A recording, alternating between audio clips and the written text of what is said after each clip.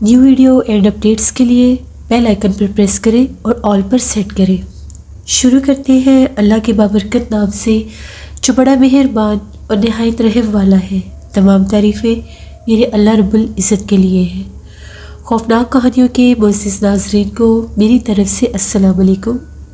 امید کرتی ہوں آپ سب لوگ خیریت سے ہوں گے، جہاں ہوں گے خوش ہوں گے۔ آج آپ لوگوں کے لیے میں بہت خوفناک کہانی لائی ہوں جسے آپ لوگ بہت پسند کریں گے۔ یہ خوفناک کہانی ذوالفقار شیئر کر رہے ہیں۔ ذوالفقار کہتے ہیں کہ آج آپ کے ساتھ نانا جی کی بتائی ہوئی ایک ایسی کہانی شیئر کرنا چاہتا ہوں جو کہ ایک عامل کی کہانی تھی۔ نانا جی کہتے ہیں کہ یہ تب کی بات ہے جب میں بھی کچھ عملیات سیکھ چکا تھا۔ شاہ صاحب نے مجھ سے بھی کچھ چلے کٹوا رکھے تھے۔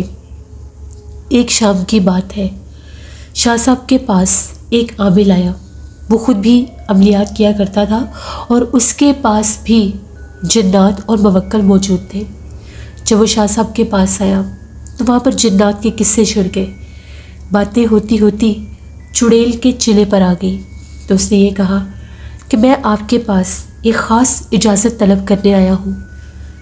مجھے کسی نے بزرگ نے یہ کہا ہے کہ چڑیل کا چلا کرنے کے لیے مجھے کسی سید گدی نشین عامل سے اجازت لینی ہوگی۔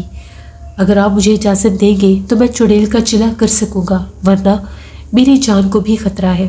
تو شاہ صاحب نے کہا کہ یہ چلا تم کیوں کرنا چاہتے ہو؟ پہلے مجھے اس کی وجہ بتاؤ، کیونکہ بعض عامل حضرات ایسے بھی ہوتے ہیں جو معصوم انسانوں کے اوپر بھی بعض مخلوقات کو حاضر کروا دیتے ہیں، صرف اس لیے یہ بات ظاہر کرنے کے لیے کہ ان کے پاس جنات ہیں۔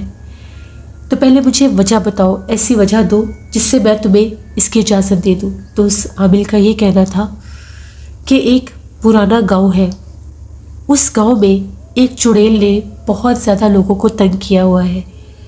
وہ ہر رات سرخ لباس میں دلہن کی طرح سج دھج کر گھنگرو پہنے پورے گاؤں میں چلتی پھرتی ہے۔ اس نے گاؤں کے بہت سے مال مویشی بھی کھائے ہیں اور سننے میں ایسا بھی آیا ہے کہ اب وہ کچھ انسانوں کو بھی نقصان پہنچا چکی ہے۔ جب بھی اس گاؤں میں کوئی شادی ہوتی ہے تو وہ اس نوجوان لڑکے کو نہیں چھوڑتی جس کی شادی ہوتی ہے۔ یا تو وہ شادی کے 3 دن پہلے اس کو مار دیتی ہے یا شادی کے 3 دن بعد اس نوجوان لڑکے کی لاش جو ہے وہ گاؤں کے پرانے برکت کے درخت پر لٹکی ہوئی ملتی ہے۔ کوئی پتہ نہیں اس کو وہاں پر کون لے کر جاتا ہے اور کس طرح سے وہ چڑیل اس پر حملہ آور ہوتی ہے۔ مجھے اس گاؤں کے بہت سے لوگوں نے یہ شکایت کی کہ ہماری مدد کرے۔ وہ گاؤں میرے گاؤں سے کچھ ہی فاصلے پر ہے، 1 سے 2 گاؤں چھوڑ کر۔ جب میں اس گاؤں میں پہنچا تو میں نے وہاں پر اس کی موجودگی کو محسوس کیا۔ پورے گاؤں کی فضا میں بہت گندی بدبو پھیلی ہوئی تھی کسی مردار کی، جس سے پتہ چل رہا تھا کہ وہاں کوئی مردہ خور ہے، ایک ایسی پچھل پیری ڈائن ہے جو انسانی خون یا پھر گوشت کی عادی ہوتی ہے، اور جب اس کو انسان نہیں ملتے تو یہ جانوروں کو بھی کھاتی ہے۔ یہ وہ چڑیل ہے جو بعض اوقات مردے بھی کھا جاتی ہے۔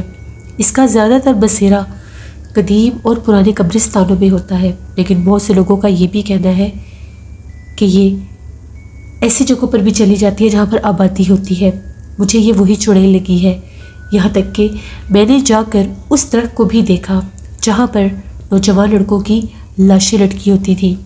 اس گاؤں کے 4 نوجوان لڑکے پچھلے 6 ماہ میں مارے گئے پرسرار طریقے سے۔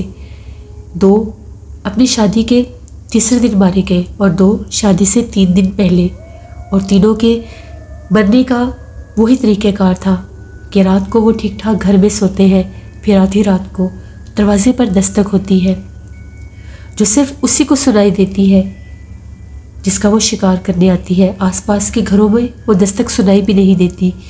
جب گھر والے جاگ کر دیکھتے ہیں تو باہر سے ایک مردانہ آواز آتی ہے جس میں وہاں کے اس لڑکے کو بلایا جاتا ہے کہ تمہیں گاؤں کے ذمہ دار نے بلایا ہے، جلدی آؤ۔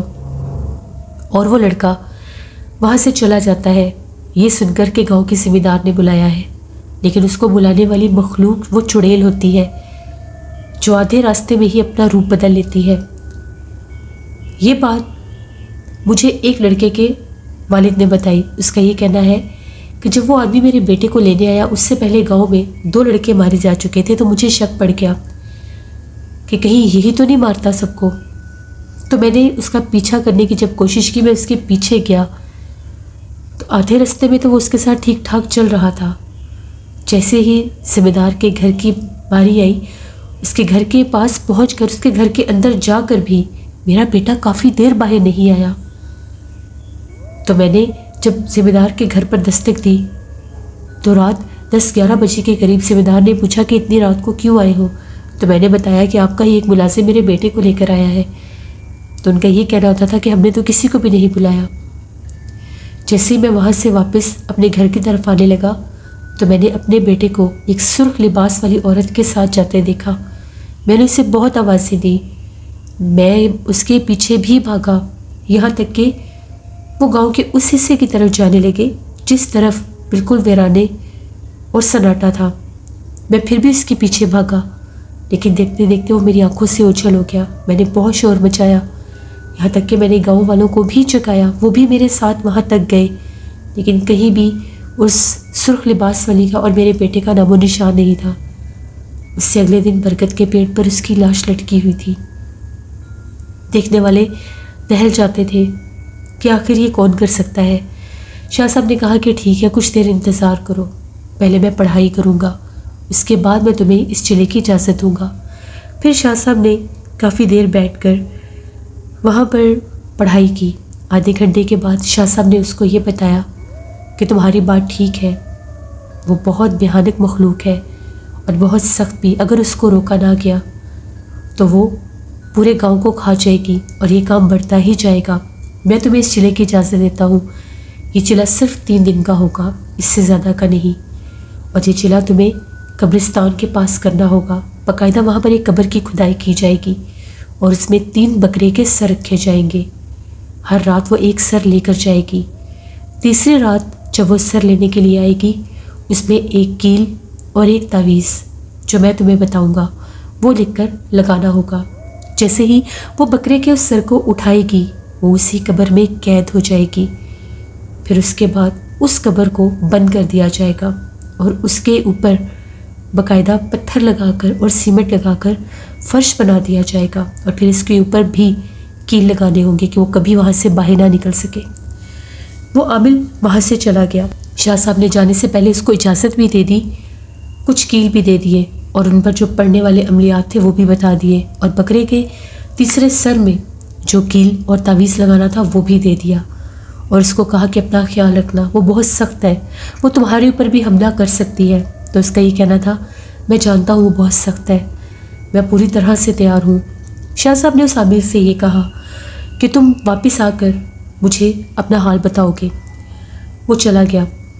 شاہ صاحب نے مجھے بتایا کہ وہ بہت بھیانک مخلوق ہے، چڑیلیں آفتیں ہر جگہ پر پائی جاتی ہے، یہ مختلف قسم کی ہوتی ہیں، بعض اوقات صرف انسانوں پر بسیرا کر لیتی ہے اور ان کی زندگیاں برباد کر دیتی ہے، بعض اوقات گھروں کو اپنا ٹھکانہ بنا لیتی ہے اور وہاں پر کسی کو آباد نہیں ہونے دیتی، اور بعض چڑیلیں ایسی بھی ہوتی ہیں جو انسانوں کو اور جانوروں کو کھاتی ہیں، ان کو زندہ ہی نہیں چھوڑتی۔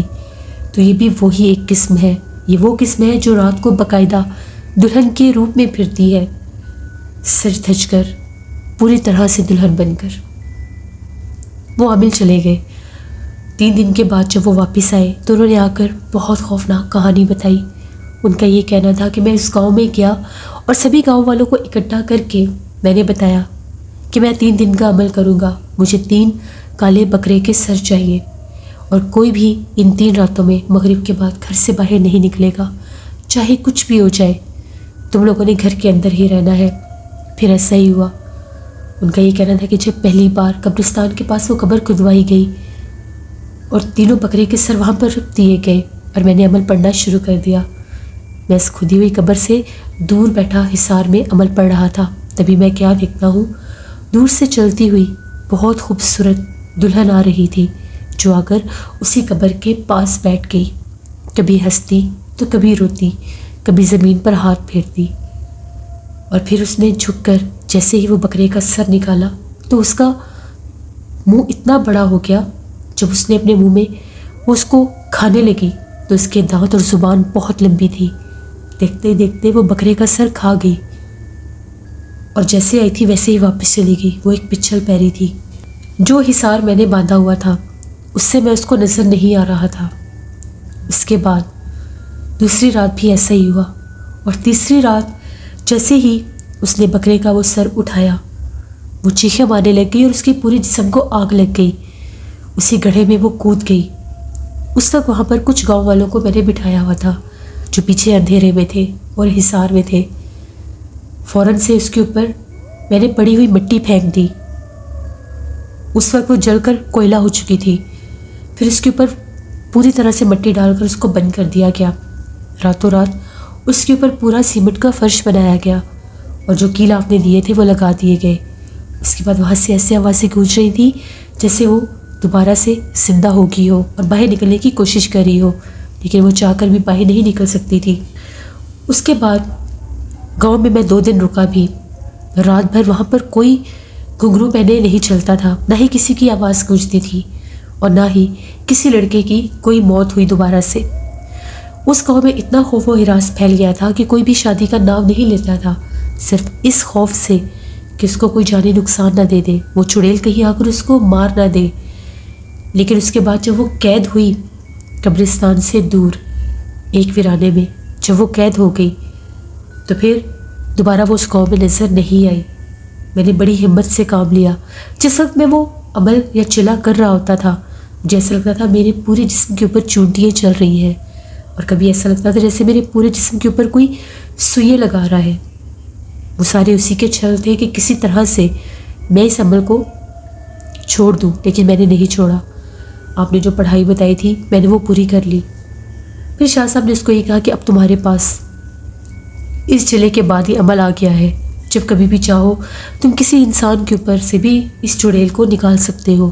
کسی قسم کی بھی چڑیل ہوگی تو اگر تم اس کا علاج کرو گے تو وہ چڑیل اس انسان کو چھوڑ دے گی، ورنہ غیر مرئی مخلوقات اور جنات میں چڑیل ایک ایسی قسم ہوتی ہے کہ اگر یہ ایک بار کسی انسان پر حاوی ہو جائے پھر اس کو زندہ نہیں چھوڑتی، چاہے وہ 20 برس جیے یا 30 برس، آخر میں وہ اس کو مار ہی دیتی ہے، کیونکہ وہ انسان پھر دوسرے انسانوں کے قابل نہیں رہتا، نہ کسی سے ملتا ہے، نہ بولتا ہے، نہ بات کرتا ہے، صرف قید ہو کے رہ جاتا ہے ایک اندھیرے کمرے کا، جہاں پر وہ چڑیل اس کو قید کر دیتی ہے۔ دیکھنے میں وہ کمرے کا دروازہ کھلتا بھی ہے اور وہ انسان ہم کلام بھی ہوتا ہے، لیکن اصل میں وہ اس کا قیدی بن چکا ہوتا ہے۔ یہ سٹوری ہمیں نانا جی نے تب سنائی تھی، تقریباً یہ آج سے 70-80 برس پہلے کی کہانی تھی، جب نانا جی نے بہت پہلے بہت شروع میں عملیات کیے تھے، تو نانا جی نے اس وقت ہمیں یہ کہانی بتائی۔ یہ بہت خوفناک کہانی تھی۔ ہم ہر رات نانا جی سے یہ کہانی سنتے تھے، تو نانا جی اکثر ہمیں یہ کہانی سنایا کرتے تھے جو میں نے آپ کے ساتھ شیئر کی۔ بہت شکریہ ذوالفقار آپ کا۔ جس سے یہ بات بالکل ٹھیک ہے، جنات غیر مرئی مخلوقات کی بہت سی اقسام ہیں، صرف جنات ہی نہیں، ان میں بری بدروحیں بھی ہوتی ہیں، ایسی بدروحیں جن کو مرنے کے بعد بھی چین نصیب نہیں ہوتا، اور بعض ایسے جنات، جنیے اور چڑیلیں ہوتی ہیں جو انسانوں پر اس طرح سے اثر انداز ہوتی ہیں۔ یہ ایک سٹوری تھی ذوالفقار کی جو ذوالفقار نے شیئر کی۔ بہت شکریہ ذوالفقار آپ کا۔